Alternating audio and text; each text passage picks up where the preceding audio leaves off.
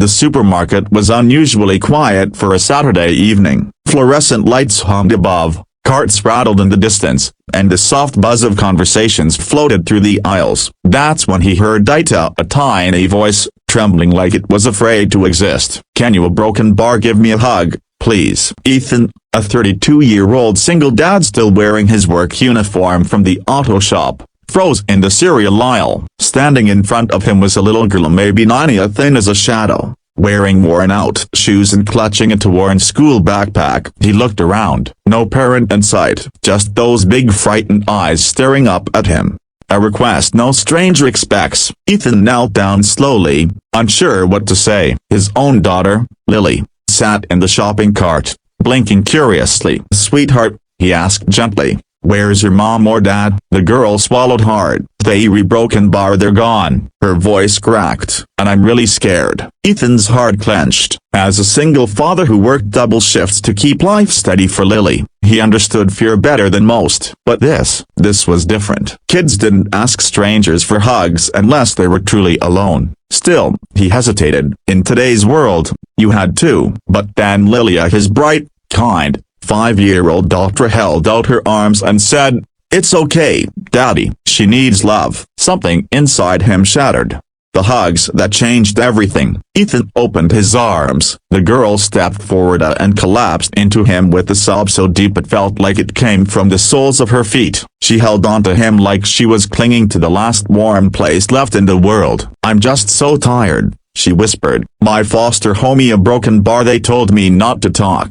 They said hugs are for babies. I just a broken bar wanted to feel safe." Ethan's jaw tightened. His shirt was soaking with her tears, but he didn't care. He held her tighter, steady, like a human shelter. "Hey," he whispered, voice thick, "you're not alone. Not right now. You're safe, okay?" When she finally pulled back, her face was wet but her eyes looked lighter, like someone had opened a window inside her. An unexpected twist. A store manager approached, worried. "Sir, is everything all right?" Before Ethan could explain, the girl stepped forward. "I'm sorry," she said quickly. "I wasn't stealing. I just a broken bar, didn't know where to go." It broke everyone's heart. A woman nearby who had overheard the whole thing came closer, wiping her own eyes. "I'm a social worker," she said softly. "My shift just ended.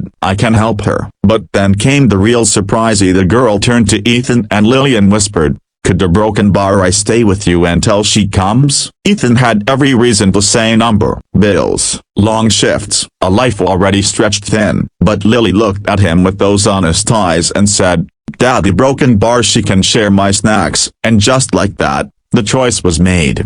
The moment that melted everyone. They sat on the floor of the cereal aisle, yes, right there in public, and shared a small pack of crackers from Lily's bag. The girl ate slowly, almost like she was afraid someone would snatch it away. Ethan placed a gentle hand on her shoulder. "Listen," he said softly, "you deserve to be cared for. You deserve people who don't tell you to stay quiet.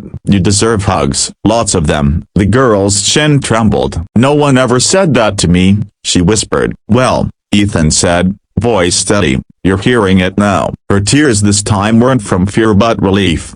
A beautiful ending. The social worker made arrangements, assuring Ethan the girl would be placed somewhere safe and kind. But before leaving, the girl ran back to Ethan. She hugged him again, tight, intentional, grateful. "Thank you for making me feel like a person today." Ethan swallowed hard. "I'm glad we found you," he said. The girl turned to Lily. "And thank you for sharing your snacks." Lily smiled proudly. "It's okay, Daddy says when someone's sad, you don't walk away, you sit next to them."